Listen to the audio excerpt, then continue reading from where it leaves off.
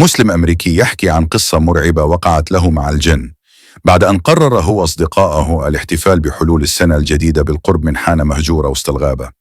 إن كنتم مهتمين بقصص الجن فهذه قصة وموعظة. Guys, listen up. If you're into jinn stories, I've got a story that's going to scare the life out of you. So these are my own personal experiences, yeah? I'm not trying to say it for entertainment purposes, but it's more so for awareness, so you guys don't make the same mistakes I did. So I've got two instances, and they both happened around the same time, a couple days apart. So we're talking about 7-8 years ago, back in 2017, 2018, around that time. And bear in mind, during that time, my iman was very low. Like, I wouldn't pray, I wouldn't read Quran, I wouldn't remember Allah, I was doing stuff I shouldn't be doing. It wasn't a good time in my life. May Allah forgive me. So it was New Year's Eve, and me and some of the boys decided that we were gonna do a little barbecue. So there's about 7-8 of us. And instead of us going to someone's house, doing a barbecue there, we decided to go to an abandoned pub, car park, and do the barbecue there. Such idiots, innit? I know. Anyways, we all got together, we all went to this abandoned car park. I want you guys to imagine it, yeah? In the middle of a forest, like a massive forest, in the middle, there's this abandoned pub with a little car park, no lights, nothing, pitch black, and that's where we decided to go and do the barbecue. So there's about 4 cars, and it was so dark, like we had to use our own headlights for some sort of light.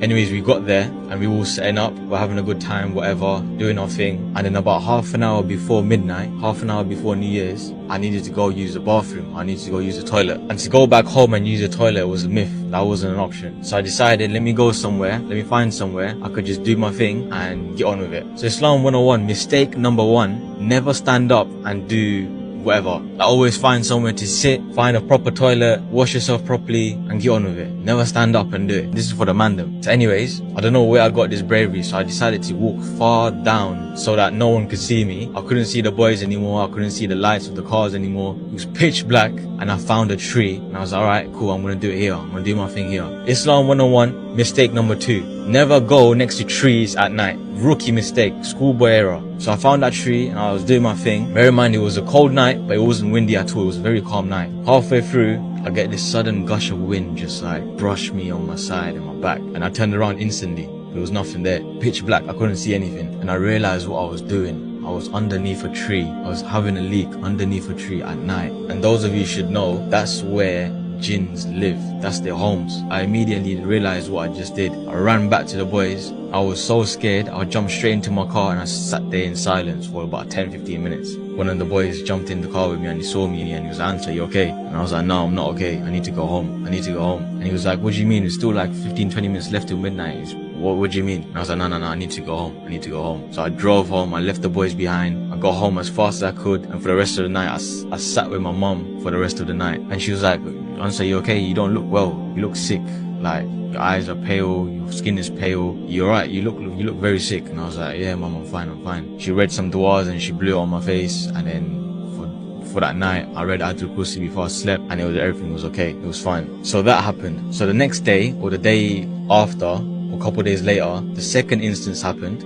whereby I was going to sleep, and Islam 101, mistake number 3, always go to sleep on your right side. Everyone should know this. Like, go to sleep on your right side, never go to sleep on your left side. And for those of you who have experienced sleep paralysis before, you guys will know what I'm saying, you guys will know what I'm talking about. Basically, I went to sleep on my left side. Basically, my left side is facing the wall, and on my right side is the rest of the room with the bedroom door and everything. So I went to sleep on my left side. Halfway through the night, I woke up. Funny enough, like, I couldn't move my body. Like, I was struggling to move my head or my arms or my legs or any part of my body. I couldn't move. And I'm trying to turn around, I'm trying to move around, but I just can't.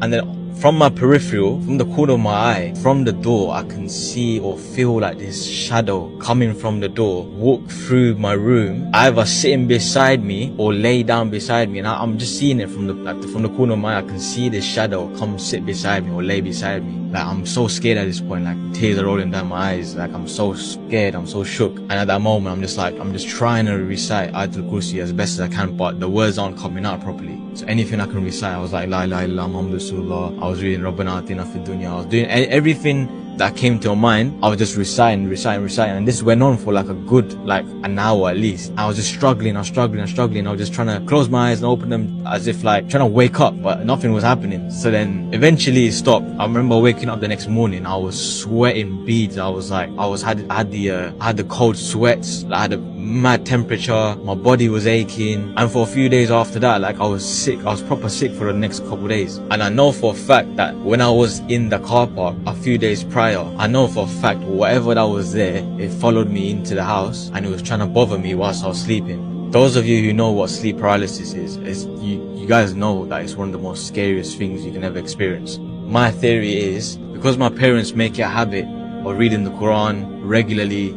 they read Salah, they play the Azan whenever it's Salah time, they make a conscious effort to recite the Quran and pray Salah and everything. That's one of the reasons why I believe whatever that was there, it didn't stay for long. But yeah, anyways, that was my experience. And so the moral, the lessons learned from it is, number one, sit down whilst you're using the toilet and wash yourself properly. Lesson number two, don't go near trees at night. Stay away from them as best as you can. Number three, when you go to sleep, make sure you sleep on the right side. You do your wudu, you do your azkar, you pray your salah, and like you do whatever you need to do. Blow on yourself, protect yourself from these kind of things. Because we've got to remember, the reality is we do share a life with jinns, with angels, but also with jinns as well. And this is a reality. This is not fake. We do share a dunya with them. So best not to aggravate them, best to leave them alone. Do whatever you can to protect yourself. And yeah man, that's مسلم أمريكي جديد، أبيض مغطى بالوشوم على جسده، يحكي قصته، كيف اعتنق الإسلام وما الذي جعله يصبح مسلما.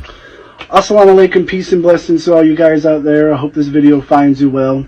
I get asked this question all the time: what made me become a Muslim? Why did I revert?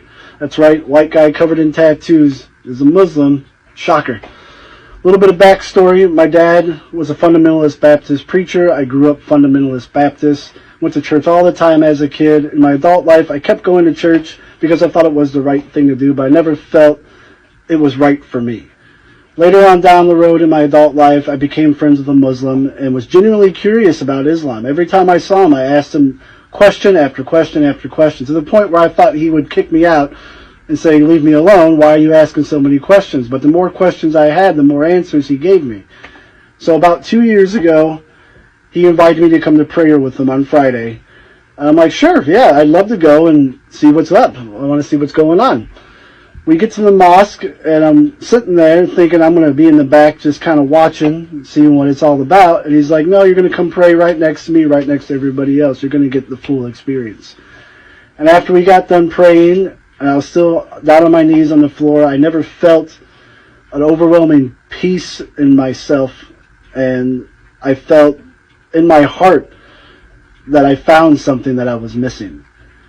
We left the mosque that day, we went out to eat, and we kept talking about Islam, and the more he's talking, the more I'm thinking this has got to be what's right for me.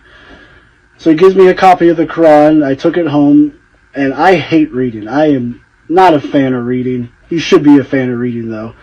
Went home, picked up the Quran, and just hit the book running. I couldn't put it down. I just kept reading and reading and reading and reading.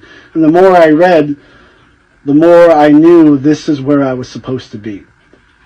Next week, I was so 100% certain that this is what I'm supposed to do with my life. I went and said my Shahada the next week at the mosque. So that was about 2 years now.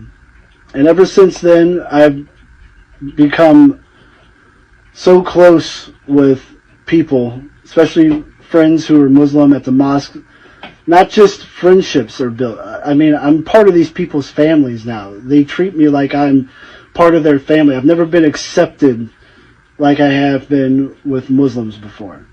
And that's a shocker, because everyone thinks Muslims are evil and Muslims are bad and Islam's the devil. And if anybody thinks that, they need to take a step back and do their own research. You need to read the Quran yourself, and you'll see it's not what the Western media portrays it to be.